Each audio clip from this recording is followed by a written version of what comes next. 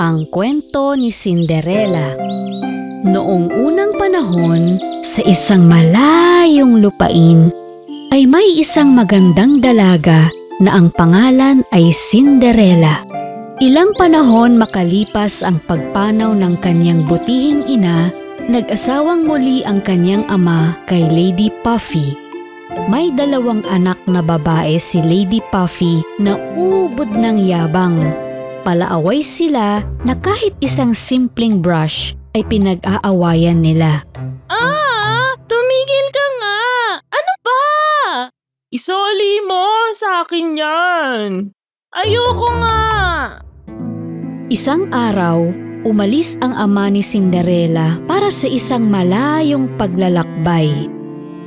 Sinamantala ito ni Lady Puffy. Inatas niya kay Cinderella ang lahat ng mabibigat na gawain. Paglilinis ng bahay, pagsisibak ng kahoy, at pagluluto, na lahat ng oras ni Cinderella ay nakalaan na sa gawaing bahay. Sa kabila ng kanyang pagpapakahirap, pinagmamalupitan pa rin siya ni Lady Puffy. Mami, kadiri si Cinderella. Ayoko siya kasalo sa hapunan. Huwag mo din siyang papatulugin sa kwarto namin. Babangungutin kami. Narinig mo ang sinabi ng magaganda kong anak. Humanap ka ng ibang matutulugan sa atik. Ang kawawang Cinderella, napilitan siya na gawing kwarto ang maalikabok na atik. Mula sa maliit na bintana, tinatanaw niya ang hardin. At paminsan-minsan ay kinakausap niya ang puting kalapati. Kamusta, kaibigang ibon? Kik, kik. Sa pagdaan ng mga araw, habang nililinis niya ang bago niyang silid, nakilala niya ang 2 munting daga. Oh, may kasama pala ako sa kwarto. Hi, ako si Cheddar. At ako naman si Mozzarella. Ako si Cinderella. Alam ko, paborito niyo ang keso, diba? Sige, ikukuha ko kayo ng makakain. Yay! Yay! Gutom na kami! Hindi kami makapunta sa kusina, ilang oras na rin nakalipas. Oo nga, may nagbabantay doon na halimaw. Malamang yun ang pusang si Papu. Bukas ng umaga ay ipaghahanda ko kayo ng almusal. Kinaumagahan, tinungo ni Cinderella ang kusina. Di siya gumagawa ng anumang ingay. At nandun nga ang pusa na si Papu, nagbabantay sa butas, nakahanda ng hulihin sina Cheddar at Mozzarella.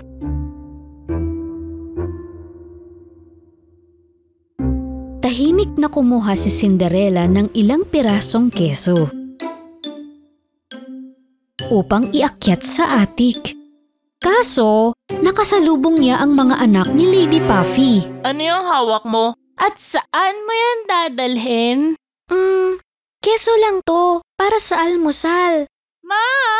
Ninanakaw ni Cinderella ang pagkain natin! Ninanakaw? Hindi ako kailanman magnanakaw ng kahit ano. Isa kang magnanakaw at sinungaling pa. Masama kang bata. Bumaba ang mga munting daga at nagtakbuhan sila sa kusina para takutin ang masusungit na magkapatid. Daga! Mami, may daga! Natatakot ako! Di lang isang daga! 2! Huhulihin na sana ni Lady Puffy ang mga daga nang may kumatok sa pinto. Dumating ang embahador mula sa palasyo. Ang kanyang kamahalan ang prinsipe ay naghanda ng isang marangal na pagdiriwang sa palasyo bukas ng gabi. Ang lahat ng dalaga ay inaanyayahang dumalo sa engrandeng sayawan na ito. Nang marinig ang tungkol sa sayawan sa palasyo, galak na naghanap ng maisusuot ang magkapatid sa kanilang kwarto. Nais ni Lady Puffy na maging maganda ang kanyang mga anak sa importanteng okasyon na ito. Pinwersa ng makasariling magkapatid si Cinderella na ipaghanda sila ng magagandang damit para sa sayawan. At dumating na ang takdang araw. Pagod na pagod si Cinderella at kailangan pa siyang gisingin ng mga munting kaibigan. Cinderella, gising! Gising! kailangan mo din pumunta sa sayawan. Ngunit, wala akong may susuot. Ang nag-iisa kong damit ay marumi. Pumikit ka lang, Cinderella. Meron kaming sorpresa para sa'yo. Dinala ng mga munting kaibigan si Cinderella sa gitna ng silid. Itinaas ng munting kalapati ang tabing sa pader gamit ang tuka. Tada! Di ako makapaniwala. Isang bestida. Ang ganda! Isinuot ni Cinderella ang bago niyang damit. Inayos ang buhok at bumaba na sa sala. Ngunit nang makita siya ng mapag-imbot na magkapatid, nagwala ang mga ito sa selos. Hindi hahayaan ni Lady Puffy na makapunta si Cinderella sa palasyo. Gayong nakita niya na di hamak mas maganda si Cinderella sa kanyang mga anak. Kaya naghagis siya ng isang mangkok ng munggo sa dupungan at ipapapulot ito kay Cinderella. Kung makukuha mo ang lahat ng mga butil sa abo at may babalik sa mangkok sa loob ng 5 minuto, makakasama ka sa amin sa palasyo. Sa labis na kagustuhan ni Cinderella na makadalo sa sayawan, sinimulan niyang pulutin ang mga butil. Nang makita ng mga munting kaibigan ang kawawang kalagayan ni Cinderella, tumulong sila agad. Sa loob ng 5 minuto ay naibalik nila ang lahat ng butil sa mangkok. Nagmamadaling hinabol ni Cinderella si Lady Puffy na paalis na at pinakita niya ang mangkok na puno ng butil. Ganon pa man ay wala talagang balak si Lady Puffy na isama si Cinderella, kaya idinahilan niya ang marungis na damit ng dalaga. Iniwan nila si Cinderella sa bahay at nagtungo na sa palasyo. Ang kawawang Cinderella, malungkot niyang tinungo ang hardin at doon siya umiyak. Sa ilalim ng puno ng hazelnut na itinanim ng kanyang ina, maraming taon na ang nakalipas. Maya-maya, nagsimulang gumalaw ang puno ng hazelnut at lumitaw ang isang magandang diwata. Ang pangalan ko ay Liabel. Narito ako upang tulungan ka. Huwag ka nang malungkot. Ikaw ay makakadalo rin sa engranding sayawan. Ngunit paano? Sa itsura kong ito? Ako ang bahala. Kailangan ko lang ng isang kalabasa. Yung ibang kailangan ko, nandito na. Bumalik si Cinderella na may daladalang kalabasa. Ikinumpas ni Liabel ang kanyang magic wand at ang kalabasa ay biglang naging isang magandang karwahe. Ang mga daga ay naging magagandang kabayo at ang kalapati ay naging bihis na kutsero. Di makapaniwala si Cinderella sa kanyang nasaksihan. Wow! Paano mo nagagawa yan, Liabel? Ikinumpas uli ng diwata ang magic wand at biglang nabihisan si Cinderella ng isang napakagandang asul na bestida. Sa kanyang mga paa ay lumitaw ang kumikislap na kristal na sapatos. Mukha na akong prinsesa. Salamat, Liabel. Oras na para pumunta sa palasyo. Bilisan mo na.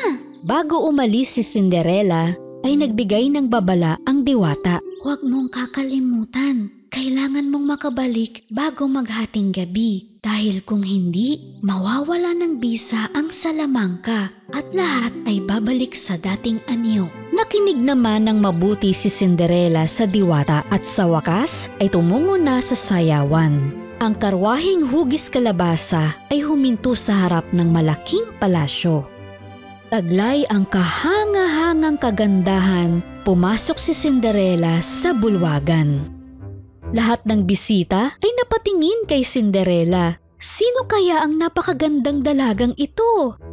Maski sina Lady Puffy at mga anak nito ay hindi nakikilala si Cinderella sa anyo ng magandang dalaga. Nilapitan ni Prinsipe Leo si Cinderella at umibig siya sa unang pagkasilay sa dalaga. Magandang binibini. Maaari ba kitang maisayaw?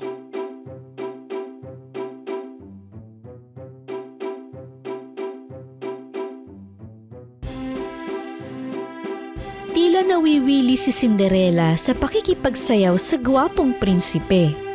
Nalilimutan na niya ang tungkol sa oras. Tamang-tama, bago tumungtong ng 12:00 sa orasan, naalala niya ang babala ng diwata. Huwag mong kakalimutan. Kailangan mong makabalik bago maghating gabi. Dahil kung hindi...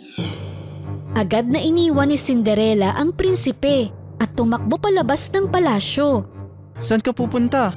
Hindi ko man lang alam pangalan mo.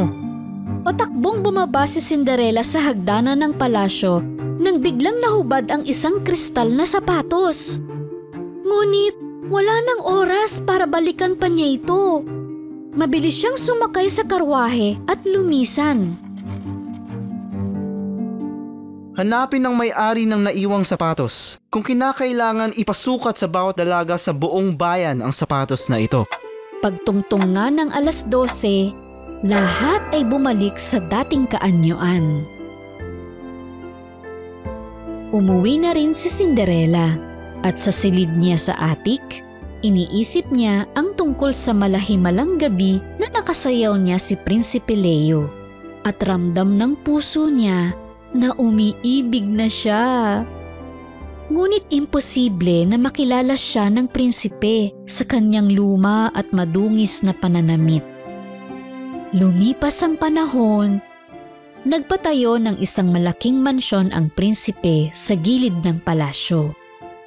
Ito ay para sa pinakaiingatan niyang kristal na sapatos. Lahat ng dalaga sa bayan at mga karatig bayan ay bumibisita sa lugar na ito upang sukatin ang sapatos. Pati nga sina Lady Puffy at mga anak nito ay bibisita rin sa sikat na mansyon. Ngunit hindi nila isasama si Cinderella. Dito ka lang sa bahay. Imposible na sa iyo ang sapatos. Tama, magkakasya ang sapatos kung hindi kay Cassandra, syempre sa akin. Pero ako rin naman ay isang dalaga sa bayan na ito. May karapatan din ako na sukatin ng sapatos. Ngunit hindi man lang pinakinggan ni Lady Puffy si Cinderella. Bagkus ay kinulong pa niya ito sa loob ng bahay. At syempre, hindi kumasya ang kristal na sapatos sa paa ni Cassandra. At hindi rin kay Jezabel. Sige pa. Konti na lang. Kakasya yan. Kinagabihan, habang maliwanag ang ilaw sa mansyon, nakatakas si Cinderella sa tulong ni ng mozzarella at cheddar. Nakarating siya sa marilag na mansyon.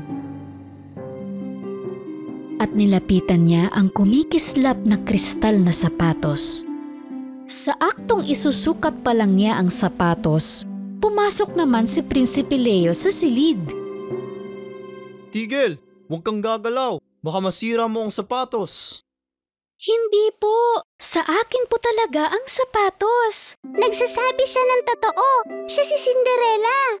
Buong tapang na isinuot ni Cinderella ang sapatos sa harap ni Prinsipe Leo. At napagtanto ng prinsipe na sukat nga kay Cinderella ang sapatos. Ikaw? Nung gabi na yun, ikaw yung magandang dalaga na sinayaw ko nung gabi na yun. Maaari ko ba malaman ang pangalan mo? Ang pangalan ko ay Cinderella. Maaari mo ba akong pakisalan, Cinderella? Masayang sinagot ng oo ni Cinderella ang pinakamamahal niyang prinsipe. Nagpakasal sila sa malaking kastilyo at habang buhay silang naging maligaya.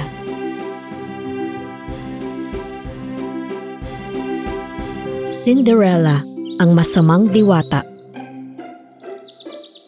Noong unang panahon, sa isang malayong lupain, ay may isang prinsesa na ang pangalan ay Cinderella.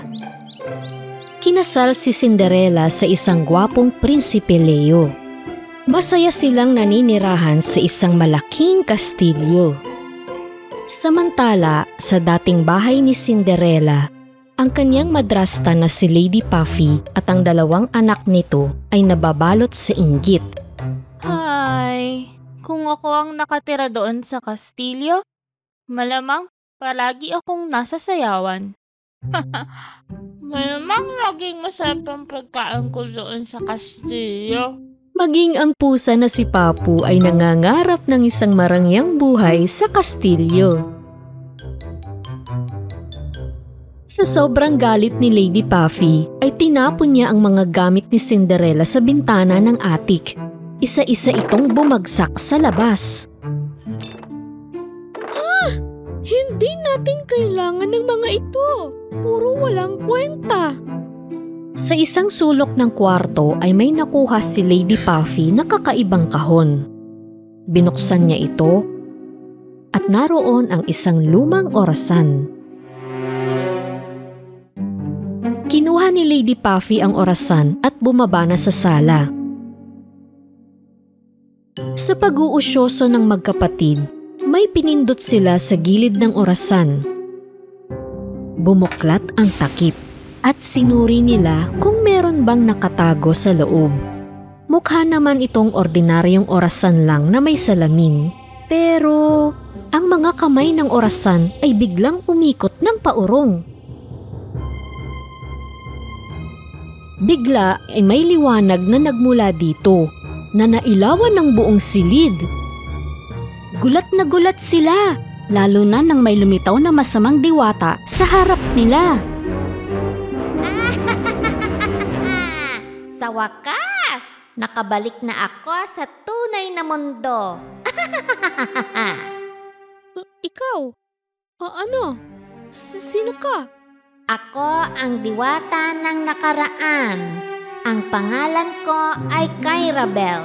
Kinwento ni Kyra Bell kina Lady Puffy at sa magkapatid na siya ay pinatapon mula sa mundo ng mga diwata dahil siya ay naging isang malupit na diwata. Kung sino ang nagpalaya sa akin ay maaaring humiling ng gantimpala. Ako yun! Hindi no? Ako yon. Pinili ni Kyra Bell si Lady Puffy at walang pag-aalinlangan, humiling si Lady Puffy. Nais ko na ibalik mo ang oras sa gabi ng engrandeng sayawan. Nais ko na mapangasawa ni Prinsipe Leo ang isa sa magaganda kong anak. Ikinumpas ng masamang diwata ang magic wand sa orasan at lahat ng orasan sa buong bayan ay umikot ng paurong.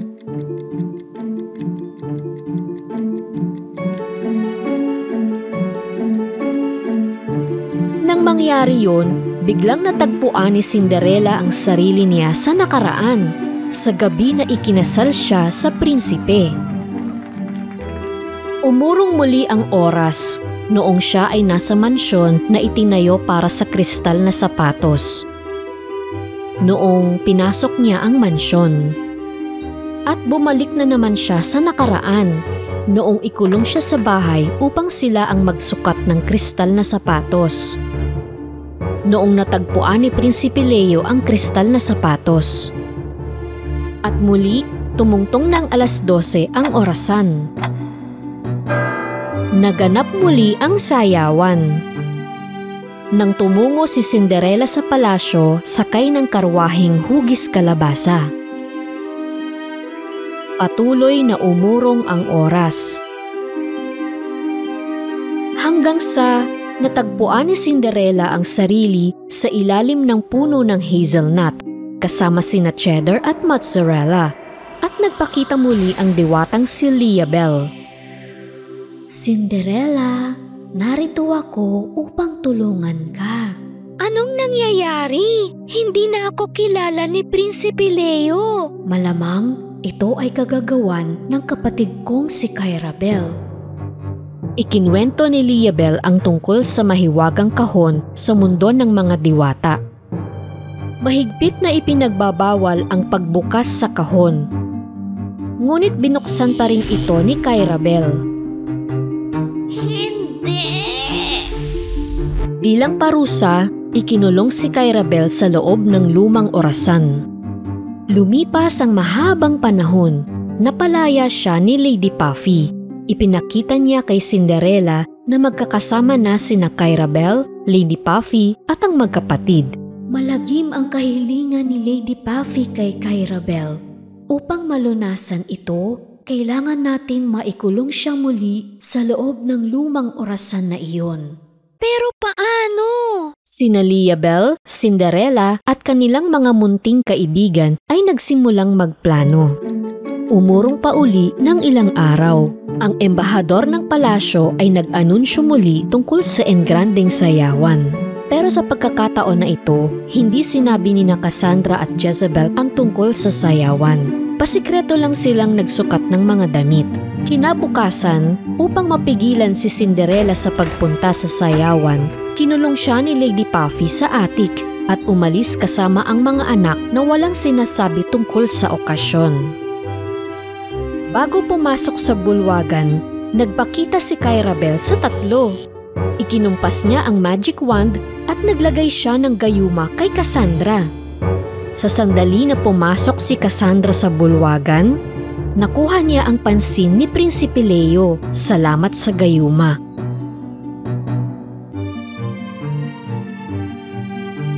Nilapitan siya ng prinsipe at inayang sumayaw. Sige.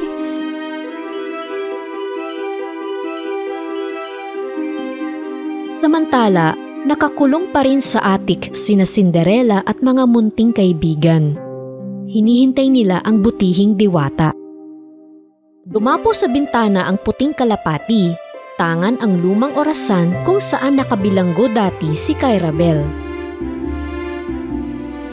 Ilang sandali pa, nagpakita na ang butihing diwata na si Liabel. Kailangan na natin pumunta sa puno ng hazelnut. Ngayon na! Ikinumpas ng butihing diwata ang magic wand at bigla ay naroon na uli sina Cinderella at mga munting kaibigan sa ilalim ng puno ng hazelnut. Ngunit mula sa likuran ng puno, ginulat sila ng masamang diwata na si Kirabel. Hindi kayo magtatagumpay. Hindi matutuloy si Cinderella. At ngayon, ikaw naman ang mabibilanggo sa orasan, Liabel. Pinatamaan ng masamang diwata si Liabel ng kanyang itim na kapangyarihan. Pero lumaban si Liabel gamit ang magic wand. Nagtago ang kalapati at mga daga sa likod ni Cinderella dahil matindi ang labanan. Lumakas ng lumakas ang magic wand ni Liabel. At sa huli ay natalo ang masamang diwata at bumagsak siya sa lupa. Cinderella, ang orasan! Buksan mo ang orasan! Dali! Huwag! Pakiusap! Ayoko nang mabilanggo ulit dyan sa orasan. Mabilis na binuksan ni Cinderella ang orasan. Unti-unting hinigop ng lumang orasan ang masamang diwata.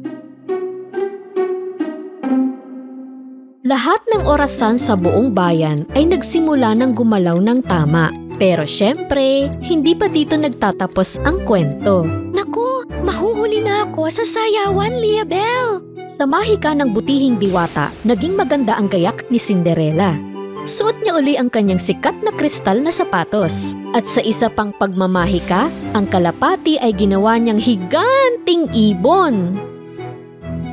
Hindi nag-aksaya ng oras si Cinderella.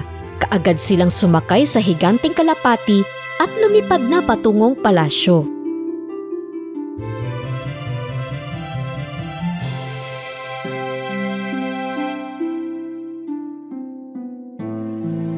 Ngunit nang dumating siya sa bulwagan, nakita niya si Prinsipe Leo na kasayaw si Cassandra. Sinubukang istorbohin ni na mozzarella at cheddar ang prinsipe upang magising ito mula sa pagkagayuma. Huy! Naroon ang pinakamagandang babae sa bulwagan. Ang pinakamagandang babae? Wala yon, sayaw pa tayo. Uy, tingnan mo. Ayun siya oh, lapitan mo na. Nang masilaya ni Prinsipe Leo si Cinderella, nabighani na naman siya. At nabasag ng tunay na pag-ibig ang sumpa ng gayuma na galing sa masamang diwata. Isinayaw muli ni Prinsipe Leo si Cinderella. Parang kilala kita. Ang kagandahan mo ay pamilyar sa akin. Masaya si Cinderella na nakipagsayaw sa mahal niyang prinsipe. pati sina mozzarella at cheddar ay napasayaw na rin. Sa wakas, lahat ay nagbalik na sa tamang mga pangyayari. Ilang araw pa ay nag-iibigan na sina Cinderella at Prinsipe Leo. At sila ay nagpakasal ulit. Habang sina Lady Puffy at ang mayayabang niyang anak ay halos maloka sa inggit. Sawi tayo na naman. Na naman.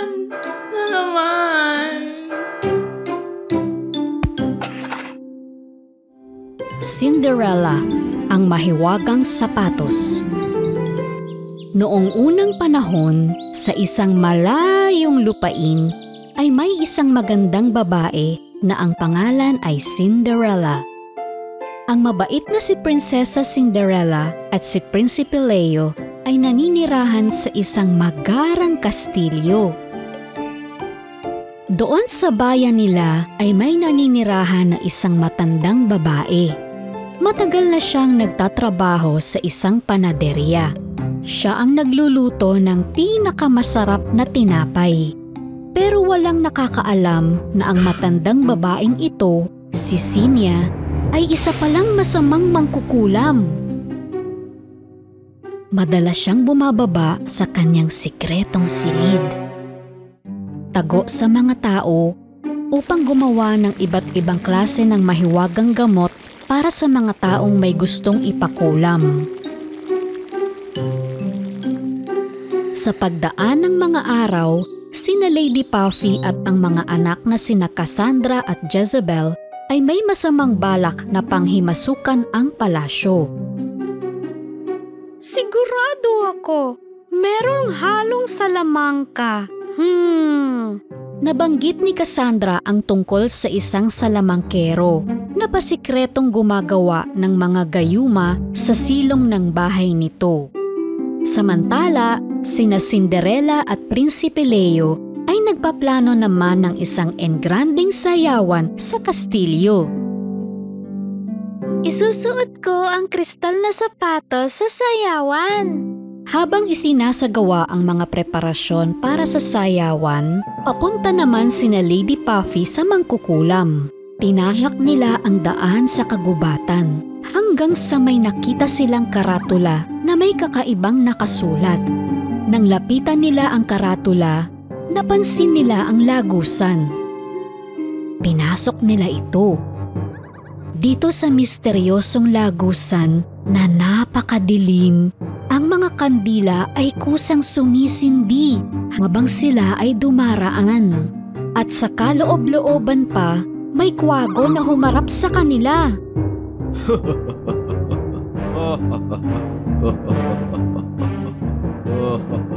Ano yan? Sino kayo, ha? Anong ginagawa nyo dito? Alam nyo ba ang password? Zinya, 1, 2, 3, salamangka mo, kailangan ko. Pambihira. Tama nga. Sige, sumunod kayo sa akin. Lipad-lipad lang. Pakiboss nga ang pinto. Salamat. Gutin nyo pa kanan. Ganyan nga. Sinya, may naghahanap sa'yo. Naroon ang sangkaterbang bote ng gamot, kaldero, sandok, tong, iba't ibang mga halamang gamot, at meron pang maliliit na paniki na palipad-lipad. Mami, katakot dito. Sa makulay na usok, matyagang naghintay sina Lady Puffy at ang magkapatid. Sa wakas, dumating na si Sinia suot ang isang malaking itim na sombrero. At inangat niya ang sombrero upang ipakita ang mukha niya. Sabihin nyo, anong klaseng kulam ang ipapagawa nyo? Sa sandaling iyon, nakilala ni Lady Puffy si Sinia, ang kanyang kapatid na maraming taon nang di nakikita. Ate, ikaw nga, kapatid ko. Di ako makapaniwala. Puffy? Ikaw nga! Akala namin nawawala ka. Salamangkera ka na ngayon? Oo, ngayon pwede na ako yumaman. Sabihin mo, bakit mo kailangan ng sumpa? Kinwento ni na Cassandra at Jezebel sa tiya Sinia nila ang tungkol sa balak nilang panghihimasok sa buhay ni Cinderella. Nagpasya si Sinia na gumamit ng malakas na sumpa para sa kapatid niya at sa mga pamangkin. Una, humingi siya ng hibla ng buhok ng bawat pamangkin at nilagay ito sa dilaw na mangkok. Pinuno niya ito ng mahiwagang tubig. Sunod ay kinuha niya ang mga yapak ng paa ni na Cassandra at Jezebel sa pamamagitan ng putik na nasa palanggana. Kinuha niya ang mahiwagang tubig at binuhos ito sa mga yapak ng paa. Sa sandaling iyon, lumitaw ang mga sapatos ni Cinderella sa harapan ng magkapatid. Sinok ng kabayo at bilis ng pusa. Sapatos ni Cinderella ay gagalaw ng kusa. Sa boses ni Puffy, kristal na sapatos ay kikilos. Kung saan niya iutos, susunod ang sapatos. My dear, I'll give me a ball and watch how Cinderella will fall. Can play with her like a doll and watch how the magic will flow. Magic is my everything. I can rule the world with it. Magic is my everything. I can capture all that I need. Magic is my everything. I can rule the world with it. Magic is my everything. Magic is my everything. At sumapit na ang gabi ng engrandeng sayawan. Suot ang paboritong damit at syempre ang kristal na sapatos, pumunta na sa bulwagan si Cinderella. Lihim siyang pinapanood ni na Lady Puffy at mga anak nito mula sa isang sulok ng bulwagan. Ngayon mahiwagang sapatos? Patirin mo si Cinderella. Bigla ay nadapa si Cinderella. Siyempre, hindi pa niya nauunawaan kung anong nangyayari. Mabilis siyang tumayo, pero ang mga paa niya ay kumikilos ng kusa. Sinipa niya ang mga bisita habang palakad-lakad siya sa bulwagan. Ano to? Anong nangyayari sa akin? Paroon at parito, pakanan at pakaliwa. Maski ang prinsipe at ang mga bisita ay di alam kung paano siya pipigilan sa paglalakad. Sa huli ay lumabas siya ng bulwagan at patakbong bumaba sa hagdanan. Di niya makontrol ang mga paa niya. Habang sina Lady Puffy at ang magkapatid ay pinagtatawanan si Cinderella. Lalayas na si Prinsesa Cinderella, oh. Lumabas na si Cinderella. Ano kayang nangyayari sa kanya? Saan kaya siya pupunta? Nga hindi ko alam kung saan pupunta si Cinderella eh. Naku, Paano yan? Mabilis na tinangay ng sapatos si Cinderella palayo ng kastilyo. Maligaw ka sana sa malayong lupain. Dahil sa pangyayari, naisip ni na Mozzarella at Cheddar na humingi ng tulong sa butihing diwata na si Liabel sa ilalim ng puno ng hazelnut. Liabel, magpakita ka kung nasaan ka man. Kailangan namin ng tulong mo. Biglang nagpakita si Liabel kina Mozzarella at Cheddar at lumipad na patungo kung saan napapadpad si Cinderella. Ang mahiwagang kristal na sapatos ay napalitan ng kulay. Naging pula ito. Ikinumpas ni Liabel ang magic wand niya sa sapatos ni Cinderella, pero hindi nakatulong. Sapatos na mabilis, sumpa ay dapat maalis. Utos na aking sambit, tumigil sa daan na maputik.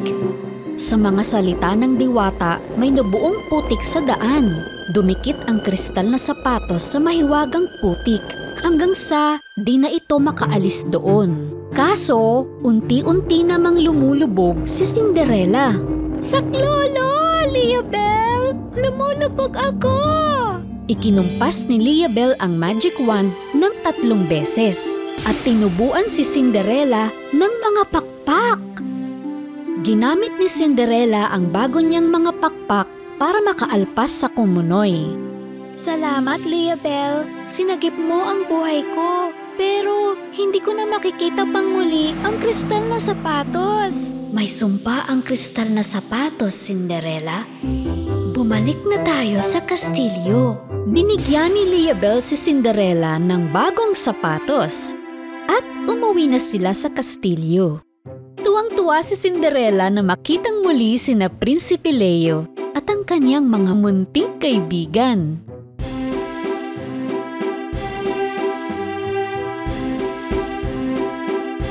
Nang makita ni na Lady Puffy at mga anak na nabigo ang kanilang masamang adhikain, agad silang umalis. Nanalo na naman sila! Kakainis! Nanatiling maligaya sina Cinderella at ang kanyang mga mahal sa buhay. Nasaksihan ng Quago ang lahat ng pangyayari at ikinwento niya kay Sinya. Sinya, alam mo ba yung ginawa mo dun sa sapatos? Pumalpak. Ano? Paano ito nangyari? Wala pang nakakatalo sa galing ng aking salamangka. Oy, minaon ka. Kalma ka lang. Si Cinderella at ang 3 bruha. Noong unang panahon, sa isang malayong lupain ay may isang salamangkera na nagngangalang Sinya. Paniwala niya na siya ang pinakamakapangyarihang salamangkera sa balat ng lupa. Ngunit nang mabasag ng diwatang si Liabel ang isa sa mga sumpa niya, napagtanto ni Sinya na humina ang kanyang salamangka. Kaya hinimok niya ang iba pang mga salamangkera at mangkukulam upang umanib sa kanya. Tinatawagan ko kayo, mga salamangkera at mga mangkukulam, mula sa lahat ng panig ng mundo. Di mo gagana yan. Sagutin niyo ako! Ang unang sumagot sa panawagan ni Sinya ay ang masamang mangkukulam na si Hela. Tapos, si Vega mula sa kailaliman ng karagatan ay pumasok sa usapan.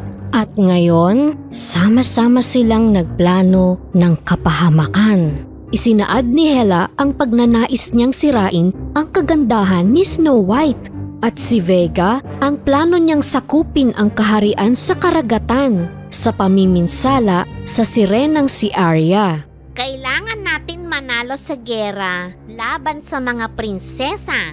Sisimulan natin kay Cinderella. Tapos, si Snow White naman. At sa sirenang si Arya.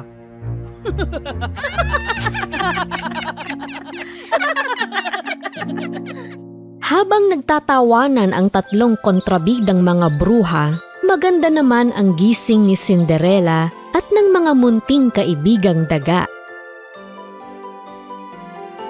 The rainbow is all above. Your prince will give you love. So never give up believing. Two hearts are never leaving.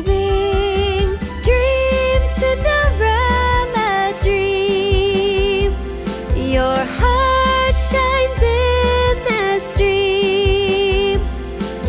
Dream, Cinderella, dream. Your heart shines in this dream.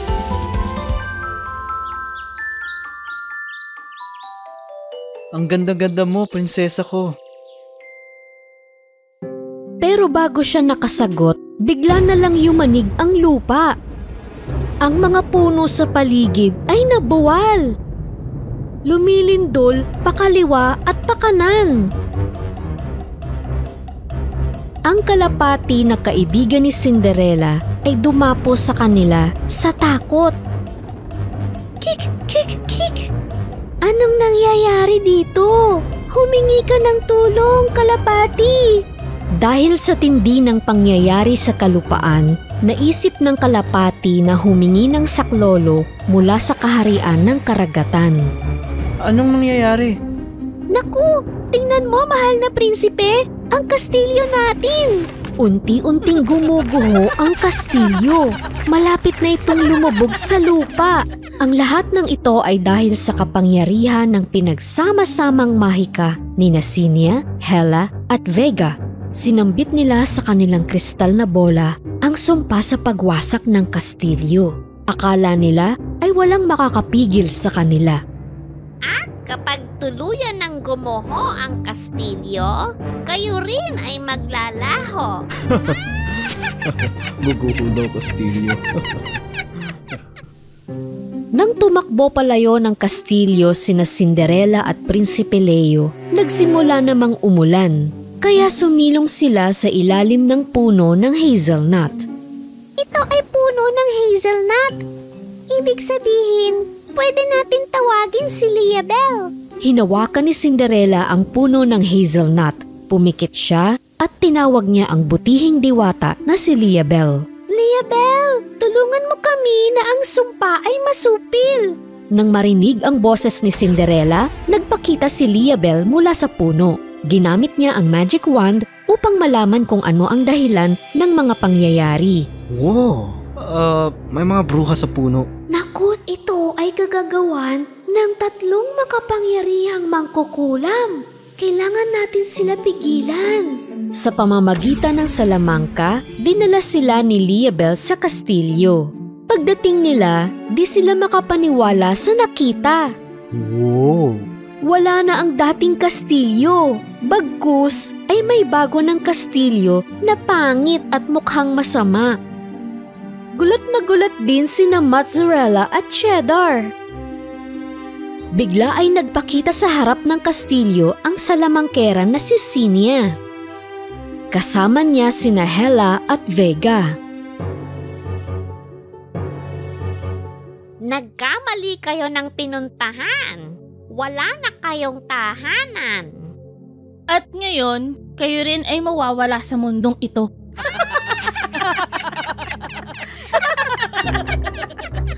Sinimula ng mga bruha na patamaan sina Cinderella. Natakot si Liabel na mapahamak sina Cinderella, kaya sinangga niya ang mga patama gamit ang sinag mula sa magic wand. Ngunit 3 sila laban sa isa. Mas malakas sila. Nauubos na ang lakas ni Liabel. Hindi na niya kaya panghawakan ang magic wand, kaya nabitiwan niya ito. Agad-agad ay pinulot ni Cinderella ang magic wand. Buti na lang, ang sinag sa magic wand ay sumasangga pa rin sa masamang kapangyarihan. Sige, kaya mo yan, Cinderella! Nako, ano nang gagawin natin ngayon? Ngunit ayaw sumuko ng mga bruha. Sa pagkakataon na ito, ginamit ni Vega ang kanyang kapangyarihan gamit ang tubig mula sa ilalim ng lupa. Biniyak niya ang lupa at bumulusok palabas ang tubig. Naku po! Paano niya ito nagagawa? Hindi mo ako matatalo. Habang bumubulusok ang tubig sa lahat ng dako, may nangyari na di inaasahan. Ang ama ng munting sirena na si Arya, si Haring Poseidon, ay nagpakita. Nabasa ko na ang liham. Ako na ang bahala kay Vega. Ginamit ni Poseidon ang kapangyarihan ng kanyang salapang sa mga bruha. Tubig ng karagatan, mga bruha ay parusahan. Hindi! Di ito pwede mangyari. Pinipigilan ni Vega ang lakas ng tubig, pero hindi niya kaya. Tinuro ni Poseidon ang makapangyarihang salapang sa mga bruha. At naging yelo ang tubig. Nanigas ang mga bruha sa loob ng higanteng bloke ng yelo. Nakakita si Liabel ng pagkakataon na makatulong. Ginamit niyang muli ang magic wand upang balutan ng kadena ang bloke ng yelo at nilagyan pa ng malaking kandado. Pinalutang niya ito at tinapon sa bundok kung saan walang nangangahas na umakyat. Sa wakas ay natalo ang mga bruha. Salamat, Poseidon! At bumalik na si Poseidon sa kaharian ng karagatan. Binalikan ni Liabel ang pangit na kastilyo. Pinaglaho niya ito at ibinalik ang dating magandang kastilyo ni na Cinderella. Masayang-masaya sina Prinsipe Leo at Cinderella na naibalik na ang kanilang kastilyo. Salamat, Liabel! Kahit gaano kasama ang mga bruha, hindi nila kailanman matatalo ang iyong kabutihan. Habang buhay kitang poprotektahan, Cinderella.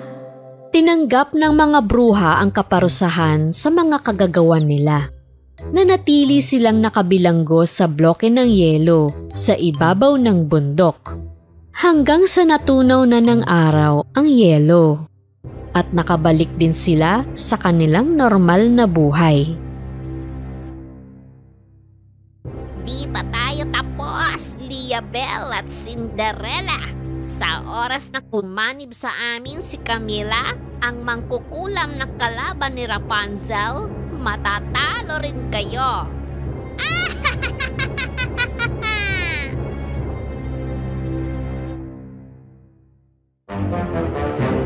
Si Cinderella at ang malaking masamang lobo. Noong unang panahon, sa isang malayong lupain, mayroong isang napakagandang dilag na nagngangalang Cinderella. Sa kanyang magandang buhok, marikit na mata at mabait na pag-uugali, hinahangaan siya ng lahat sa kastilyo kung saan siya nakatira. Isang araw, dumungaw si Cinderella sa bintana ng kanyang silid at pinagmasdan ang magandang tanawin ng kagubatan. At nakita niya ang isang malaking bahaghari. Oh, napakagandang bahaghari! Ano kaya ang nasa dulo ng bahaghari? Habang pinagmamasdan ni Cinderella ang kagandahan ng bahaghari, ang kanyang mga kaibigang daga na sina Mozzarella at Cheddar ay lumapit sa kanya. Maaari mo ba kaming dalhin sa bahaghari na yon? Oo. Sige na. Pero di pa ako nakakarating sa bahaging iyon ng kagubatan. Paano kung mapanganib? Pero ang lugar na may magandang bahaghari ay tiyak na hindi mapanganib. Sa palagay ko. Oo nga! Huwag kang mag-alala. Poprotektahan ka namin ni Cheddar. The rainbow is all above. Your prince will give you love. So never give up believing. Two hearts are never leaving. Dream, Cinderella, dream. Your heart shines in the stream. Mararating kaya natin ang bahaghari bago ito mawala, Cinderella? Kung bibilisan natin bago lumubog ang araw, syempre mararating natin. Habang naglalakbay sa kagubatan ang magkakaibigan, may nakasalubong silang isang napaka-cute na pagong. Hi! Di ba ikaw si Cinderella, ang magandang prinsesa ng aming lupain? Oo, ako nga. Sabihin mo sa akin, ano ang nagdala sa'yo dito? Pupunta kami sa ilalim ng bahaghari. Gusto namin malaman kung anong magagandang bagay ang nasa dulo nito. Talaga? Pwede ba sumama? Isang marikit na kuneho ang nakarinig mula sa mga puno. Nais din niyang pumunta sa dulo ng bahaghari. Sige, sama kayo sa amin. Kaya sama-sama silang nagpatuloy sa paglalakad sa kagubatan. Maya-maya pa, may nakita silang 3 ardilya na tumatakbo palapit sa kanila. Mukha silang natatakot at nalilito. Patuloy silang tumatakbo nang hindi napapansin si Cinderella at ang kanyang mga kaibigang hayop. Ang mga ardilya, bakit di nila tayo binati? Tila nagmamadali sila. Di nila karaniwang ginagawa yun. Sa palagay ko, may kinatatakutan sila. Pagkaraan ng ilang sandali, nakita naman nila ang isang gazelle na tumatakbo rin sa takot. Bahagya nilang napabagal ito. Cinderella, tignan mo, may sugat sa paa ng gazelle. Dahil may kakayanan si Cinderella na makipag-usap sa mga hayop at nauunawaan niya ang mga ito, kinausap niya ang gazelle. Anong nangyayari? 3 ardilya ang lumagpas sa amin. Tumatakbo sila para sa kanilang buhay. May panganib ba? Bumulong ang gazelle kay Cinderella at agad na itong lumayo. Di makapaniwala si Cinderella sa narinig niya. Ano daw ang nangyari? Anong sinabi ng gazelle? Ang malaking lobo. Ano? May malaking masamang lobo na umaatake sa lahat ng mga hayop sa kagubatan. Nakakatakot naman. Bumalik na tayo sa kastilyo. Di pwede. Baka may mga hayop na nangangailangan ng tulong sa kagubatan. Dapat natin silang tulungan. Sinunod ng mga kaibigang hayop si Cinderella at nagpatuloy silang naglakad sa kagubatan upang pahintuin ang kasamaan ng malaking lobo. Sa di kalayuan ay natanaw nila ang lobo. Mayabang na sinusupil nito ang puma at soro. Ako na ang hari ng kagubatan ngayon. Matatalo ko na pati ang leon, makikita ninyo. Kakatakutan ako ng buong kagubatan.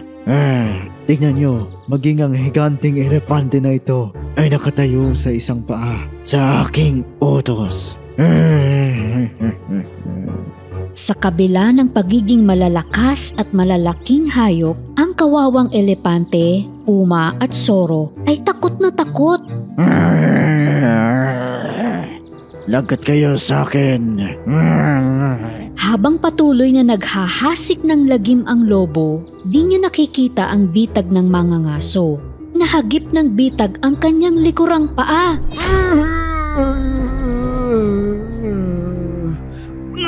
Tulong! Nabitag ako. Tulungan niyo ako. Nang makita ng elepante, soro at puma ang nangyari sa lobo, agad silang tumakas. Ngunit sa pagtakbo nila, nakasalubong nila si Cinderella at ang kanyang mga kaibigan. Yung malaking masamang lobo, muntik na niya kaming saktan at naipit siya sa bitag ng mga ngaso.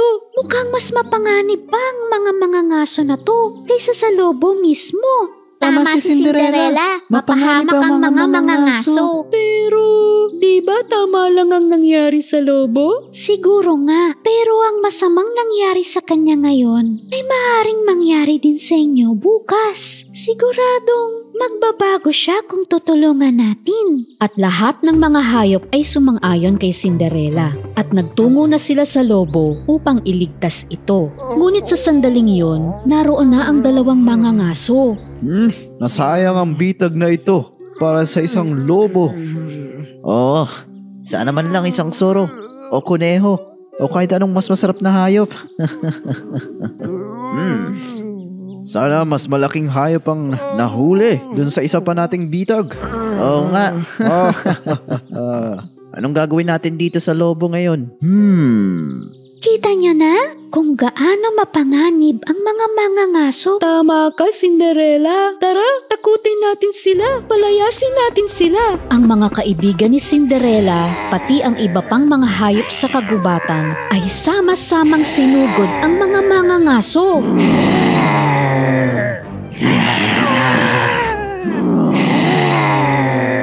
Natakot ang mga ngaso sa kanilang nakita. Naku! Ano ba yan? Takbo! Kumari pa sila ng takbo hanggang sa wala na sila sa paningin. Si Cinderella at ang kanyang mga kaibigang daga ay lumapit sa nabitag na lobo. Tulungan niyo ako. Pakiusap. Ililigtas ka namin, pero sa isang kondisyon. Mangako kang hindi na mananakit ng sinuman. Oo, pangako. Nangangako ko, hindi na ako mananakit ng anumang nilalang, kahit ni isang langgam, kailanman. Naniniwala sa lobo, inalpasan siya ng mga hayop mula sa kakilakilabot na bitag. Salamat, inalpasan niyo ko. Ngayon ay lalo nilang naunawaan na ang pinakamahalagang bagay sa kagubatan ay protektahan ang bawat isa at ang kanilang pagkakaibigan.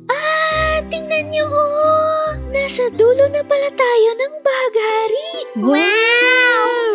Ang ganda! Oo nga! Sa dulo ng bahaghari na yon, nabatid na ni Cinderella at ng kanyang mga kaibigan kung ano ang naroon. Walang iba kundi ang kabaitan, pagkakaibigan, at pagmamahalan. Dream, little girl, dream. Your heart will find a gleam.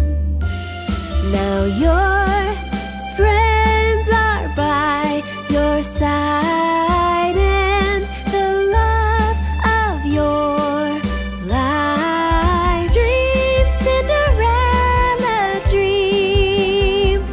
Your heart shines in the stream.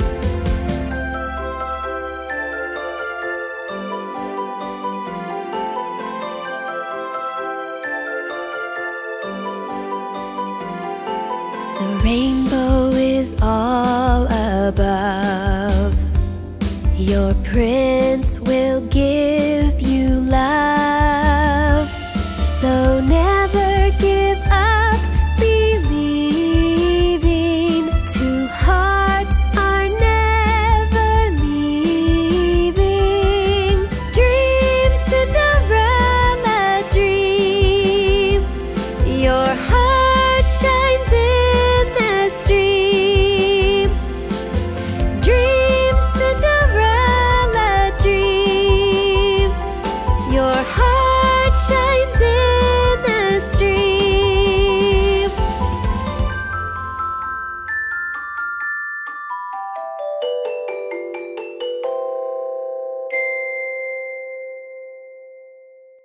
Si Cinderella at ang mahiwagang cake. Noong unang panahon, ang magandang prinsesa na si Cinderella at kanyang asawa na si Prinsipe Leo ay nakatira sa pinakamalaking kastilyo ng bansa. Naiinggit kay Cinderella ang kanyang madrasta at mga anak nito dahil si Cinderella ay isa ng prinsesa at sila'y hindi. Kaya umisip sila ng plano laban kay Cinderella. Akala ni Cinderella na siya ay isang tunay na prinsesa. Baka nakakalimutan niya kung sino talaga siya. Tama! Siya ay... Di ba? Katulong nga lang natin siya sa bahay. Kailangan natin siyang ibalik sa dati. Hindi siya angkop na maging isang prinsesa.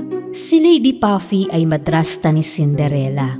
Kasama ang kanyang dalawang anak na babae, nagpunta sila sa panaderya ng pinakamasarap na cake ng lungsod. Ang panadera ay kapatid ni Lady Puffy na si Sinia. Lihim niya ang pagiging isang malakas na salamangkera. Walang pumapasok sa tindahan niya dahil mukha siyang nakakatakot. Oh, aba! Ang aking paboritong suki! Puffy at mga pamangkin ko. Hello, tita! Nais naming gumawa ng isang bagong masamang plano para kay Cinderella. Naiinis pa rin kayo kay Cinderella, ha?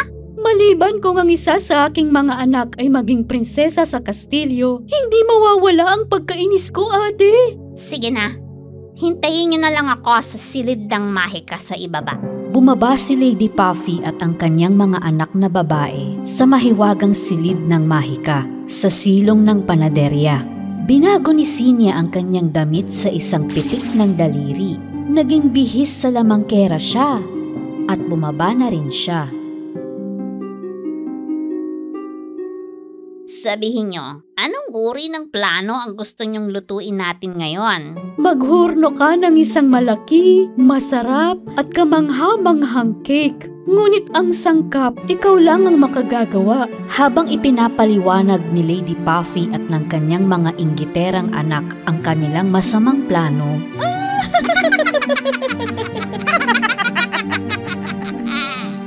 sa hardin ng kastilyo, nagkakasayahan sina Cinderella at kanyang mga kaibigang daga. Naglalaro sila ng tagu-taguan. Pung, nahanap kita, Cheddar. Naman, nakita ko. Nasaan kaya si Mozzarella? Dito kaya? Wala. O sa likod ng bulaklak na yon. Tata! Nakita kita! Hindi ka ba namin matatalo sa larong ito, Cinderella? Sa tingin ko hindi. Tara, kumain tayo? Habang papasok na sa kastilyo sina Cinderella at mga kaibigang daga, narinig nila na may tumatawag sa likod nila. Cinderella! Hintay! Oh, Lady Puffy. Kayo pala. Bakit sila nandito? Ingat ha, baka manakit na naman sila. May dalang isang malaking pasalubong sina Lady Puffy, Cassandra at Jezebel. Dahan-dahan silang lumapit kay Cinderella. Cinderella, ang prinsesa ng ating bansa. Ang aming mahal na kapatid. May dala kaming regalo para sa'yo. Humihingi kami ng tawad sa lahat ng masamang nagawa namin. Kalimutan mo na ang mga nakalipas natin. Dahil kami naman ay iyong pamilya, Iha. Di, magiging mabait na kayo sa'kin? Oo naman. Tingnan mo, ginawan ka namin ng cake. Sana patawarin mo na kami. Namangha si Cinderella sa cake. Nais na niyang tikman agad. Ngunit sinubukan siyang pigilan ng mga kaibigang daga dahil hindi sila naniniwala sa sinabi ni Puffy. Teka lang, Cinderella, huwag mong kainin. Hindi nakinig si Cinderella sa mga daga at kumuha pa rin siya ng cake. At kinain niya ito tulad ng isang gutom na tao. Tuwang-tuwa sa galak sina Puffy at kanyang mga anak.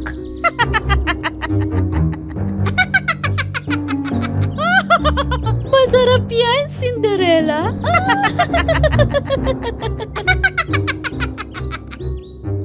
Nagsimulang magpawis si Cinderella at sumama ang pakiramdam bago pa man niya malunok ang huling kagat ng cake.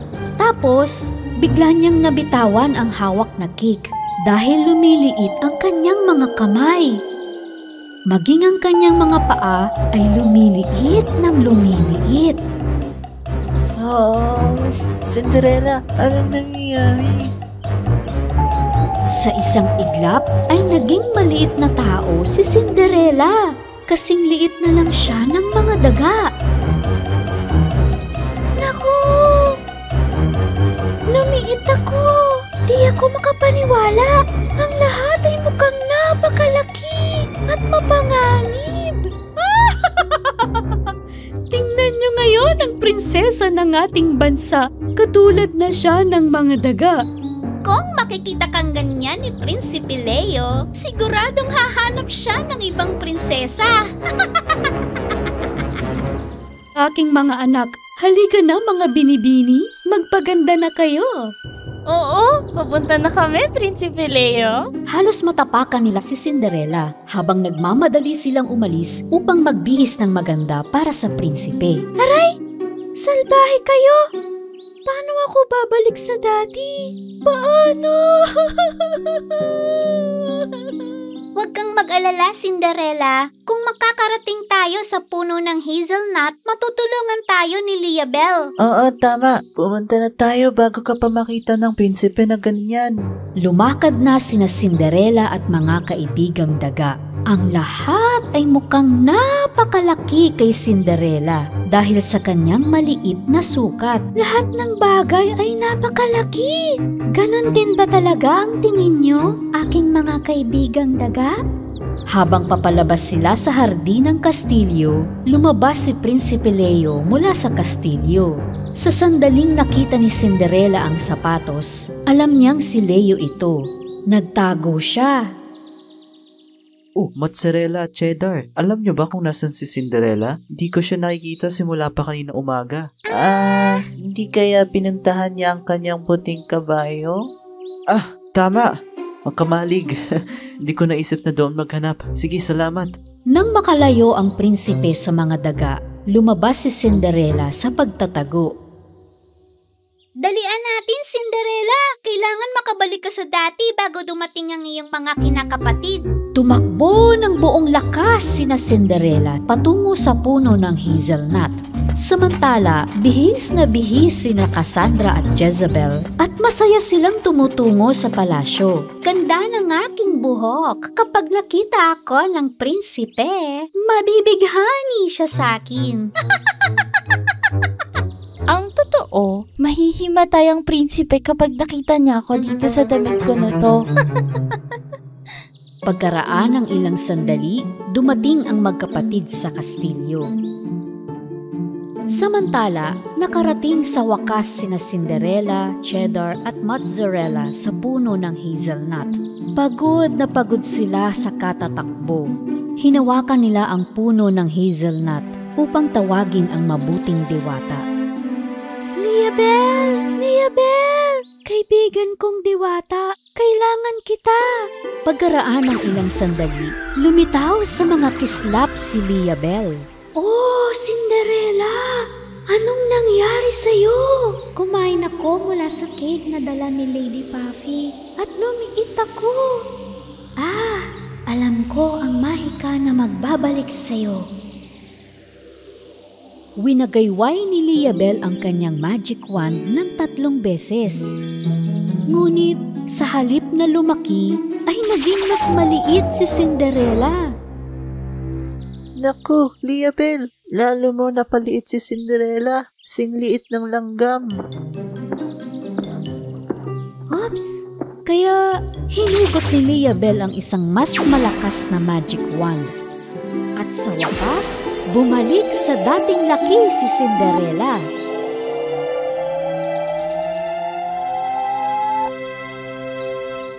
Nagawa mo, Liabel! Ang galing mo! Salamat! Bumalik na tayo sa kastilyo. Samantala, tumigil na sa paghahanap kay Cinderella si Prinsipe Leo at bumalik siya sa bulwagan ng kastilyo.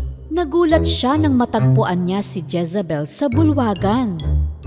Sinubukan ni Jezebel na akitin ang prinsipe. Aking prinsipe, nakikita mo ba ang kagandahan ko? Magaling din ako sumayaw. La la la la la la. Aray! Sa wakas ay nakabalik na si Cinderella sa kastilyo. At tulad ng ginawa ni Jezebel, susubukan rin ni Cassandra na akitin si Prinsipe Leo. Ngunit nang makita ng prinsipe si Cinderella sa bulwagan, mabilis siyang tumakbo papunta sa kanya. Ayun na si Cinderella. Pamanin na. Mahal kong Cinderella. Aking prinsesa. Kung saan-saan na kita hinahanap. Saan ka nagpunta? Kinuwento ni Cinderella sa prinsipe kung ano ang mga nangyari sa kanya, kung paano niya kinain ang kaaya-ayang cake, kung paano siya lumiit, kung paano niya tinawag ang mabuting diwata sa tulong ng mga daga. Cinderella, maganda ka sa paningin ko. Maging maliit ka man o malaki, mamahalin kita ano man ang mangyari. Walang sino man o anuman ang makakasira sa pagmamahalan ni na Cinderella at Prinsipe Leo. Kahit na ang masamang si Lady Puffy o ang kanyang mga inggiterang anak o ang mahiwagang cake. Si Cinderella sa landas ng mga palaisipan. Noong unang panahon, Sa isang malayong lupain, mayroong isang mangkukulam na nagngangalang Sinya. Siya ay isang panadera. Isang umaga, habang nagmamasa siya ng tinapay, ang kanyang alagang kwago ay nagmamadaling pumasok. Mayroon akong balita para sa iyo, Madam Sinya. Sabihin mo, ano yon? Ayon sa chismis na narinig ko, pupunta dito si Cinderella. Aha! Ipaalam natin ito kay Lady Puffy. Agad na sumulat si Sinya ng isang liham na si Cinderella ay darating sa panaderya. At kung nais pa niya ang isa sa kanyang mga anak na maging isang prinsesa, kailangan niyang magmadali at gumawa ng plano. Papadala mo sa akin ang sulat? Sige na nga, nagsasalita naman ako, may sulat pa. Nagmamadaling lumipad si Owl at inihatid ang sulat kay Lady Puffy. Natutuwang binasa ni Lady Puffy ang liham. Cassandra! Jezebel! Sinabi ng madrasta ni Cinderella sa kanyang mayayabang at inggiterang mga anak ang natanggap niyang balita. Hulihin natin siya at ikulong sa silid ng mahika. Dalhin natin siya sa kamalig at ibaon siya sa dayami.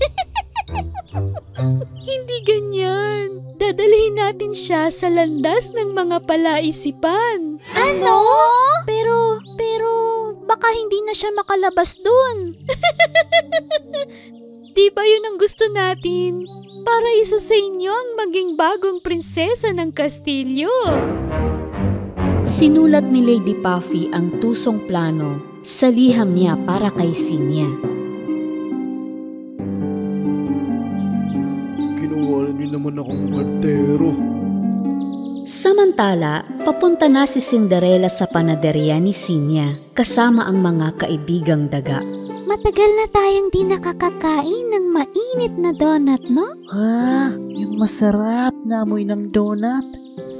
Lalo na kung may hazelnut. At narating na ni na Cinderella, mozzarella at cheddar ang sikat na panaderya. Maraming tao na gusto makabili at walang nakapansin na naroroon si Prinsesa Cinderella.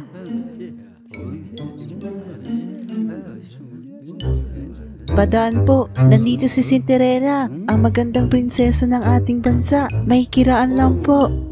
Nang mapagtanto ng mga tao na ang dumating ay prinsesa, nagbigay galang sila. Pinauna nila si Cinderella na makapasok. Agad na nakilala ni Sinya ang prinsesa, kaya pinahiran niya ng harina ang sariling mukha upang maiwasang makilala siya ng bisita. Maligayang pagdating, kamahalan. Ano pong may paglilingkod ko? Labis na nabanguhan si Cinderella sa masarap na amoy, kaya hindi siya nakasagot agad. Kukuha po kami ng ilang mga donut.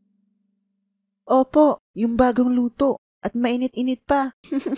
Mahal na prinsesa ng aming bansa. Gusto mo rin ba ng mainit na tinapay? Inabot ni Sinya sa prinsesa ang isang supot ng donut at tinapay. Pagkatapos ay masayang umalis si Cinderella sa panaderya. Owl, hulihin mo ang isa sa mga daga at dalhin mo sa landas ng mga palaisipan. Agad-agad po, madam.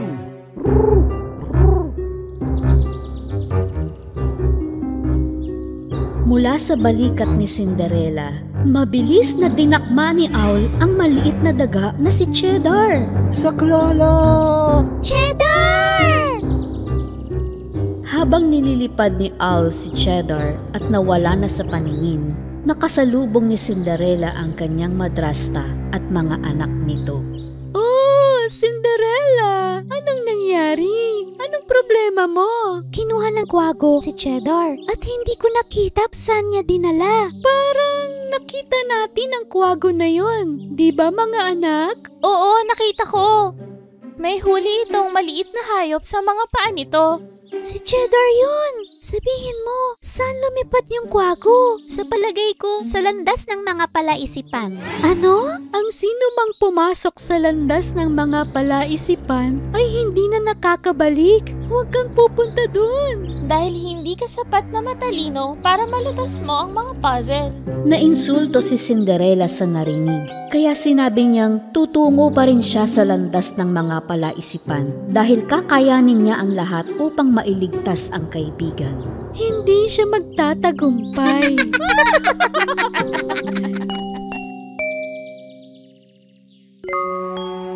Makalipas ang ilang sandali, narating ni Cinderella ang landas ng mga palaisipan. Sa gitna ng kalsada ay may 3 lubid na nakakabit sa magkabilang puno. Mayroong isang malaking buhol sa gitna.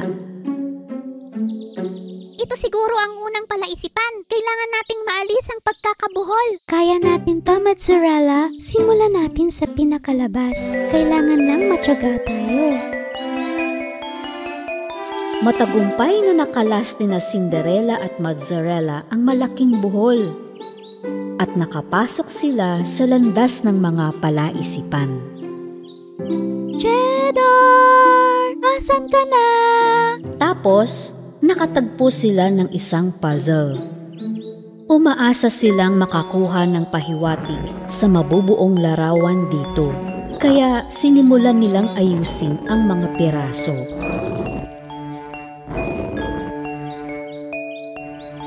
Tapos na! Nagawa natin!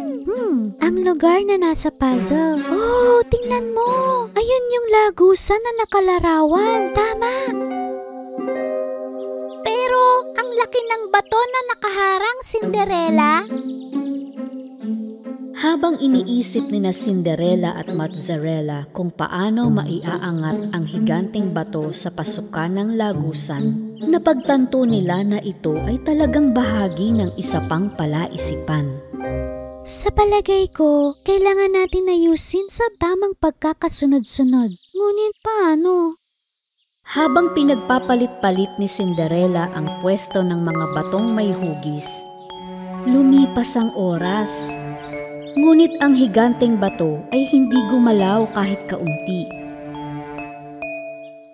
Baka hindi tayo magtagumpay. Walang nangyayari eh. Tapos, napansin ni Cinderella ang sinag ng araw na tumama sa malaking bato. Tingnan mo, Mozzarella. May hugis dahon sa bato. Pumulot si Cinderella ng dahon at tinapat niya sa bato. Nang masinagan ito ng araw, nakaaninag siya ng mga hugis sa bato. Yay! Natuklasan ko na! Ang tamang pagkakasunod-sunod ay tatsulok, bilog, parisukat, at silindro. Matapos mailagay ni Cinderella ang mga bato sa tamang pagkakasunod-sunod, gumalaw ang higanteng bato at nabuksan ang lagusan. Nagtagumpay tayo, Mozzarella! High five! Pumasok na sa lagusan si Cinderella at ang kaibigang daga. Tulungan niyo ako. Narinig mo ba yun? Boses yun ni Cheddar. Nagmadali sina Cinderella at natagpuan nila si Cheddar sa dulo ng lagusan. Ngunit nakadikit sa lupa ang mga paa niya. Tulungan mo ako, aking prinsesa. Hindi ako makagalaw. Paano natin siya ililigtas, Cinderella? Mayroong mga makukulay na likido doon. Kinuha ng salbahing kuwagong kulay berde. Sa palagay ko, ang berdeng likido makakatulong sa akin. Lumapit si Cinderella sa mga garapon na may iba't ibang kulay. Dilaw, asul, kahel, rosas, lila, at pula. Kung kailangan natin ng berde...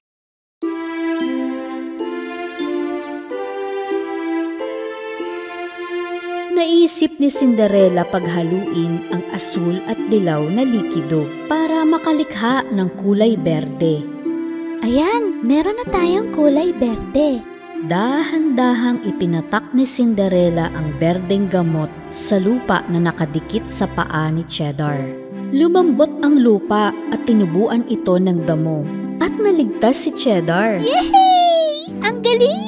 Yehey! Salamat, Cinderella, Mozzarella. Lumabas na tayo dito. Mapeligro ang lugar na ito. Nilagay ni Cinderella ang mga kaibigang daga sa kanyang balikat at umuwi na sila sa kastilyo. Sa kabilang banda, galit na galit si Lady Puffy sa natanggap na balita tungkol kay Cinderella sa landas ng mga palaisipan. Masamang balita. Nasagot nila ang mga palaisipan. Pero paanong nangyari yun?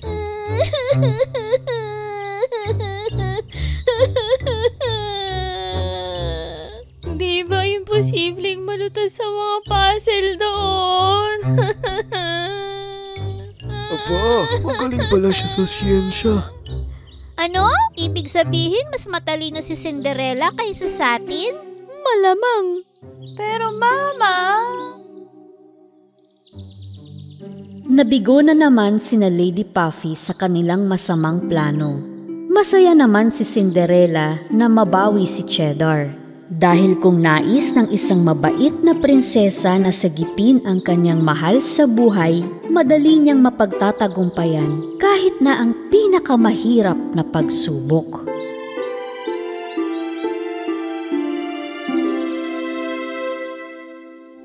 Si Cinderella at ang Kampanaryo.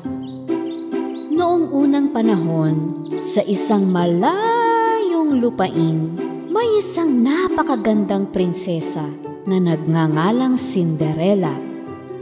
Mayroon siyang 2 daga, ang kanyang matatalik na kaibigan. Bukas magiging masaya ang sayawan! La la la la la la la la la la la la la la la la la. Dapat ko bang isuot ang aking kristal na sapatos? Siyempre naman. Tsaka yung magandang asul na gown. Habang nasasabik sa pagpili ng damit si Cinderella, ang kanyang masamang madrasta at mga anak nito ay nakatanggap din ng balita na magkakaroon ng isang sayawan na gaganapin sa kastilyo kinabukasan. Mama, hindi na ako magkasya sa damit kong pamparty. Hay, ang pangit na rin ng buhok ko. Mga anak, magbihis kayo. Pupunta tayo sa kastilyo ngayong gabi. Pero bukas pa ang dance party, di ba? May papadala kasi sa atin ng inyong tita Sinia at tayo ang magiging bida dahil ililigtas natin ang prinsipe. Ha? Paano? Basta, huwag nang maraming tanong. Sumunod na lang kayo. Umalis nga ang mag-iina upang pumunta sa kastilyo sa gabi bago ang araw ng pasayaw. Habang daan, sinalubong sila ng kwago ng bruha na si Sinia. Dinala niya sa kanila ang 2 bote ng gamot na may sumpa, isang asul at isang pula. Inumin niyo ang asul na gamot para maprotektahan kayo sa mahika at ilagay niyo ang pulang bote sa tabi ng lumang orasan. Huwag kayong malilito sa kulay. Nang makaalis ang kwago, uminom ang bawat isa sa bote ng asul na gamot. Pagdating nila sa kastilyo, palihim na pumasok sila sa bulwagan. Agad inilagay ni Lady Puffy sa tabi ng orasan ang pulang gamot na tinimpla ng bruha na si Sinia. Sumingaw ang gamot, lumabas ang pulang usok na kumalat sa paligid. At pagkatapos ay naglaho ito. 12 oras mula ngayon, ang bawat tao na tumapak sa kastilyo ay maninigas. Papagalingin ng asul na gamot natin si Prinsipe Leo. Tapos, papatirahin niya tayo sa kastilyo dahil naligtas natin ang buhay niya. Palihim na umalis sa kastilyo ang masasamang mag-iina at umuwi na sa tahanan nila. Kinabukasan, lumabas ng kanyang silid si Cinderella kasama ang maliliit na kaibigang daga.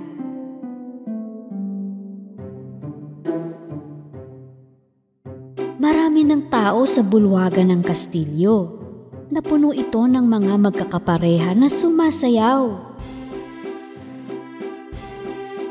Napansin ni Cinderella si Prinsipe Leo mula sa karamihan ng tao. Magiliw na lumapit ito sa kanya. Magsasayaw na sana sila nang biglang tumigil si Prinsipe Leo.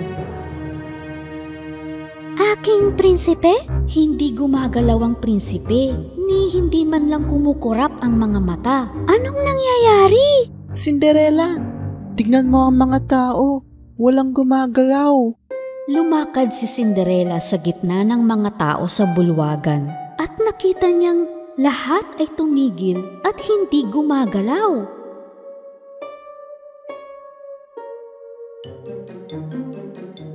Naku, paano ito nangyayari?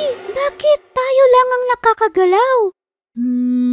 Siguro mga tao lang ang apektado ng pangyayari. At malamang protektado ka ng iyong mahiwagang kristal na sapatos, Cinderella. Tama si Mozzarella. Pinoprotektahan ng sapatos si Cinderella mula sa lahat ng masama.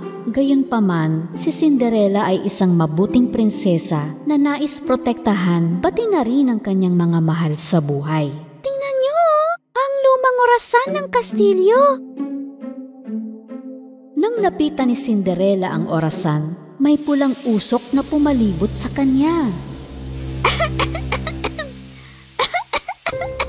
Tiningnan niyang mabuti ang orasan at napansin niya na ang mga kamay ng orasan ay hindi umiikot. Naku, ito ay orasan na hindi kailanman tumigil. Malamang ay may kumulam dito. Kung hindi ito mapapaandar uli, hindi na makakagalaw ang mga tao magpakailanman. Naku, anong gagawin natin? Lapitan natin si Liabel. Alamin natin kung paano ito malulutas. Habang paalis ng kastilyo si Cinderella at mga kaibigang daga, nakita nila na nakatigil ang mga tao, maging ang natapilok sa hagdanan at ang bumababa sa karwahe. Nang marating nila ang puno ng hazelnut, tinawag nila ang engkantada na si Liabel. Liabel, magpakita ka! Kailangan kita! Maningning na lumitaw si Liabel sa harap ni Cinderella. Cinderella, mukhang nag-aalala ka. May nangyari ba? Ang aming lumang orasan ng kastilyo ay hindi na gumagana at lahat ng tao sa kastilyo ay hindi rin gumagalaw. Malamang bunsod ito ng isang malakas na sumpa. Maaari itong mapaganang muli ng isang napakalakas na tunog. Isang malakas na tunog? Tulad ng tunog ng nababaling kahoy? O tulad ng sakulog? Tulad ng sa malaking kampana na magpapaalala sa lumang orasan ng sarili nitong tunog. Tama! Ang kampanaryo! Kalimbangin natin ang kampana doon. Oo, pero tandaan mo, kailangan mong patunugin ito ng 12 beses. Sumipol si Cinderella para tawagin ang kanyang malaking puting kalapati.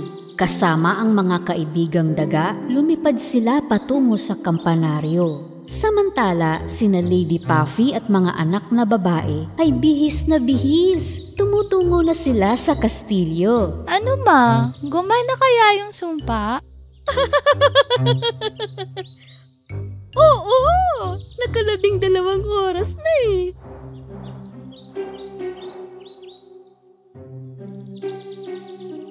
Narating naman ni Cinderella ang mataas na kampanaryo. Umakyat siya sa tuktok ng tore kung saan naroon ang napakalaking kampana. Sinubukan niyang hilahin ang lubid ng kampana, ngunit sa bigat ay hindi man lang niya ito mapagalaw. Aw! Ang bigat! Paano ko ito makakalembang ng 12 beses? Tinipo ni Cinderella ang kanyang lakas at sinubukan muli. Bagaman gumalaw ng bahagya ang kampana, kulang pa para tumunog ito.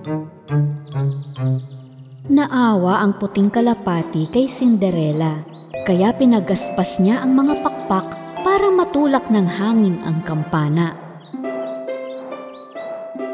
Oh! Gumagalaw na ang kampana!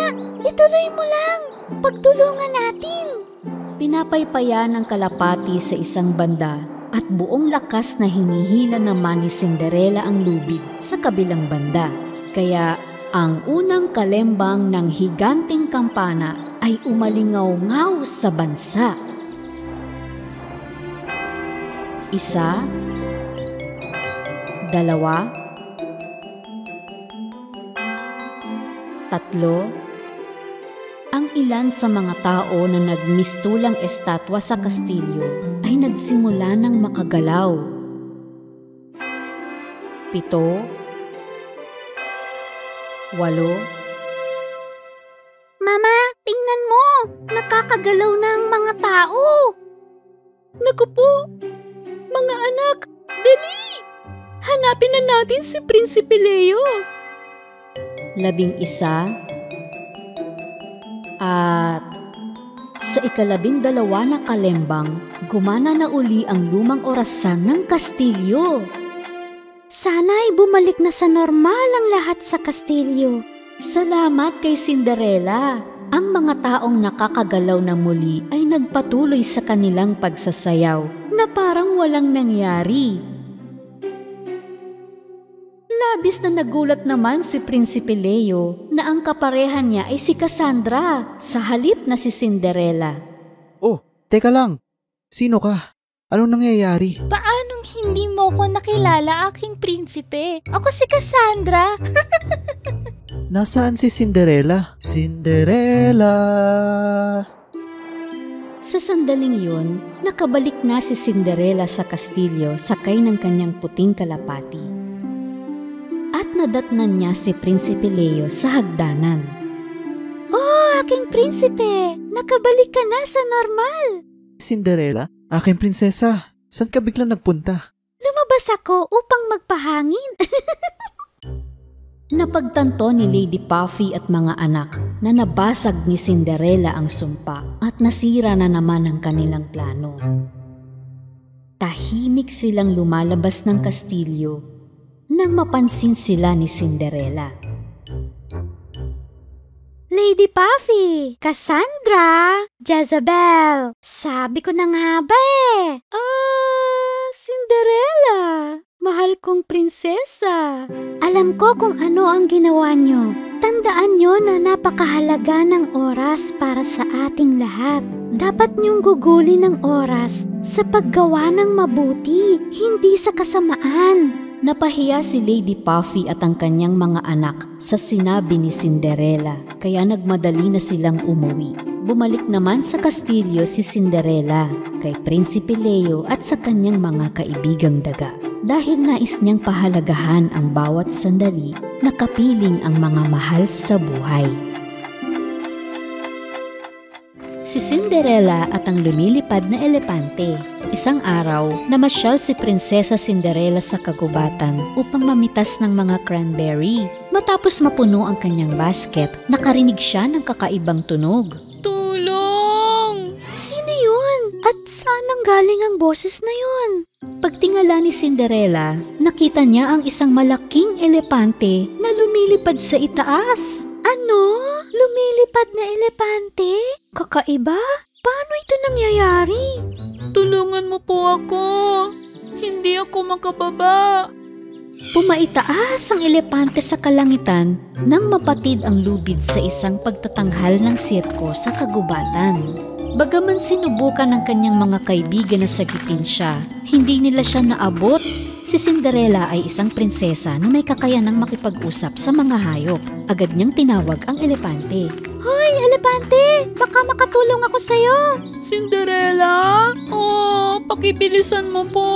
Takot ako sa matataas eh. Malakas na sumipol si Cinderella upang tawagin ng maliit na puting kalapati. Hiniling niya na tulungan ng elepante ng iba pang mga kalapati. Umalis ang maliit na kalapati at tinawag ang kanyang mga kaibigan. Samantala, napakainit ng araw sa kalangitan at natatakot ang elepante na baka malusaw ang lobo na nakakabit sa kanya at mahulog siya sa lupa.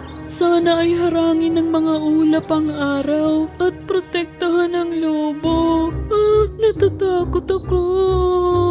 Habang palutang-lutang ang balisa na elepante, isang kawan ng mga puting kalapati ang lumapit sa kanya. Sinubukang alalayan ng mga kalapati ang elepante, ngunit napakalaki nito at hindi nila kaya ang bigat nito. Nang mapagtanto ni Cinderella na hindi sapat ang tulong ng mga kalapati, humingi siya ng tulong sa palaka na si Tidalik na naglalagi sa may lawa. Abala ako ngayon, Cinderella. Ang sarap ng tubig. Alam mo, mahilig ako sa tubig.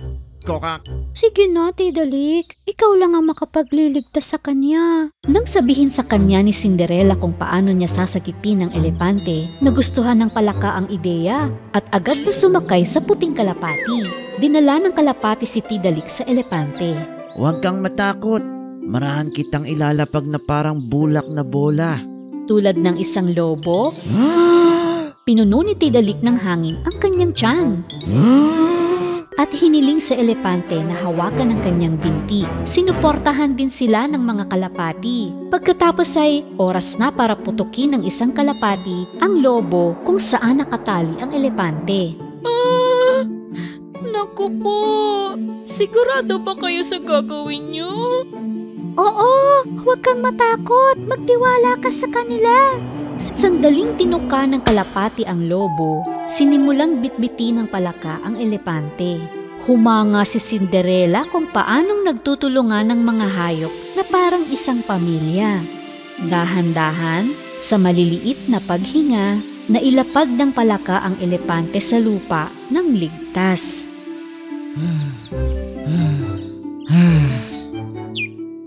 Tuwang-tuwa ang elepante na agad na yumakap kay Cinderella. Salamat, Cinderella. Kung hindi mo ako napansin at kung pumutok ang lobo sa init, malamang babagsak ako sa lupa. Ayos ka na ngayon. Pero hindi lang ako ang dapat mong pasalamatan, kundi pati si Tidalik at ang mga kalapati.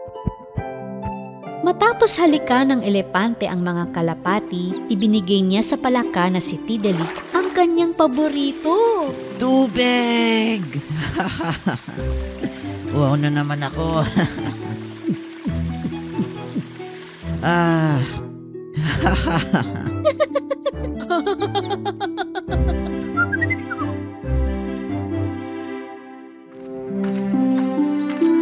Isang araw, napansin ni Cinderella na may kakaiba sa liblib ng kagubatan. Nang puntahan niya, may nakita siyang malaking itlog na malapit ng mapisak. Ha?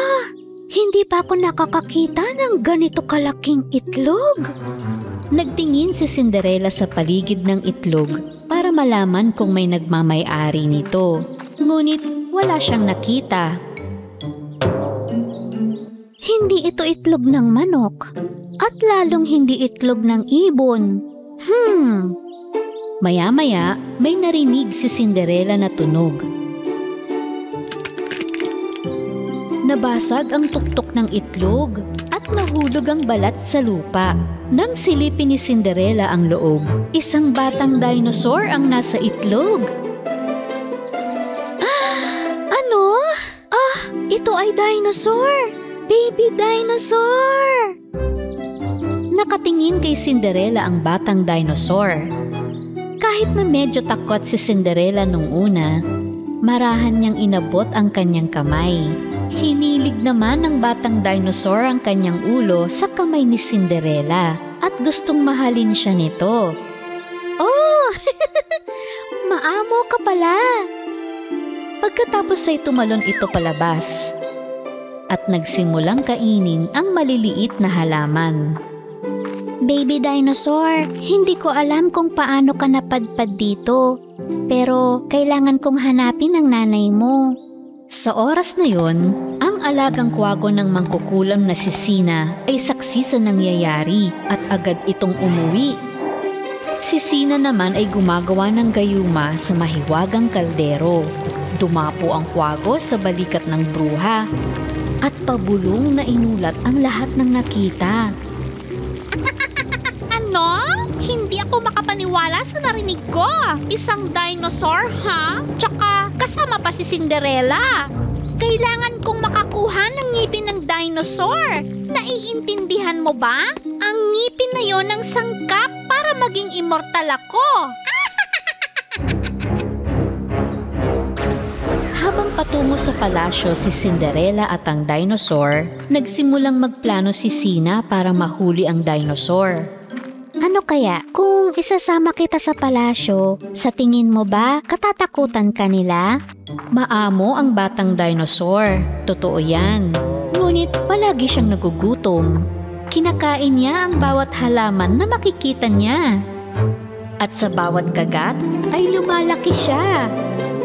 Ay wow, medyo mabilis ka palang lumaki ha. Sa ginagawa mo, walang matitirang halaman sa kagubatan. Nang makakita ng puno ng mansanas, tumakbo ang dinosaur. Buong lakas na niyugyug nito ang puno upang mahulog ang mga mansanas sa lupa. Habang kinakain ng dinosaur ang mga mansanas, palaki siya ng palaki. Halos 2 beses na siya ng laki ni Cinderella. Mabuti pa siguro ay humingi ako ng tulong kay Liabel. Habang kumakain ng dinosaur ng mansanas, tumakbo si Cinderella sa ilalim ng puno ng hazelnut sa di kalayuan. Hinawakan niya ang puno at tinawag ang butihing diwata. Liabel, Liabel, halika kung nasaan ka man. Sa sandaling iyon, nagliwanag ang paligid at nagpakita sa kanya si Liabel. Liabel, kailangan ko ng tulong mo. Siyempre naman, Cinderella. Anong klaseng tulong ang gusto mo? Tinuro ni Cinderella ang dinosaur sa dako roon. Laking gulat ni Liabel nang makita iyon.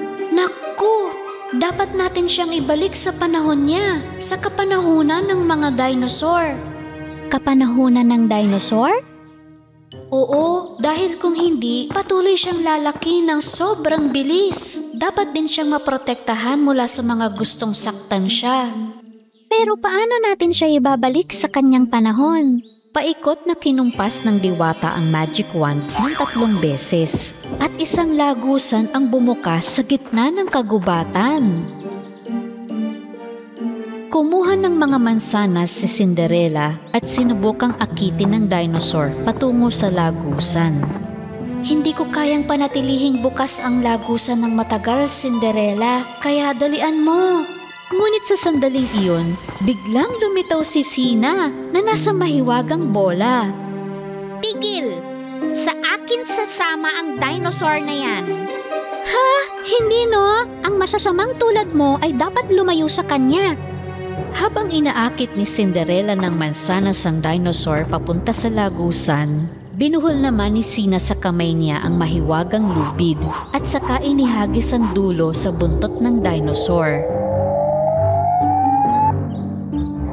Lumipad ang kwago at mabilis na inagawang wand sa kamay ni Liabel. Naku! Ibalik mo sa akin yan!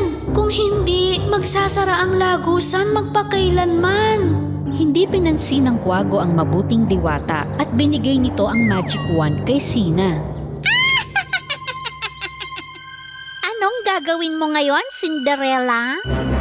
Hinihila ni Sina ang dinosaur gamit ang mahiwagang lubid at sinusubukan din niyang isara ang lagusan gamit ang wand ni Liabel. Huwag dyan, dinosaur! Tigil! Baka hindi na tayo umabot! Habang nahihila ang dinosaur at unti-unting napapalapit kay Sina, isang malakas at kakaibang ingay ang narinig mula sa kabila ng lagusan. Ha? Ano ang kakaibang tunog na yun? Anong nangyayari? Saan ang gagaling ang ingay na yon? Yun ay awit ng mga dinosaur. Ganun kung magtawag ang mga nanay na dinosaur sa kanilang anak. Galing ang tunog sa kabilang panig ng lagusan. Nang marinig ng batang dinosaur ang boses ng kanyang ina, tumakbo ito patungo sa lagusan. At si Sina, dahil nakatali sa kanya ang lubid, nakaladkad siya ng dinosaur. Ay! Teka! Saan ka pupunta, dinosaur?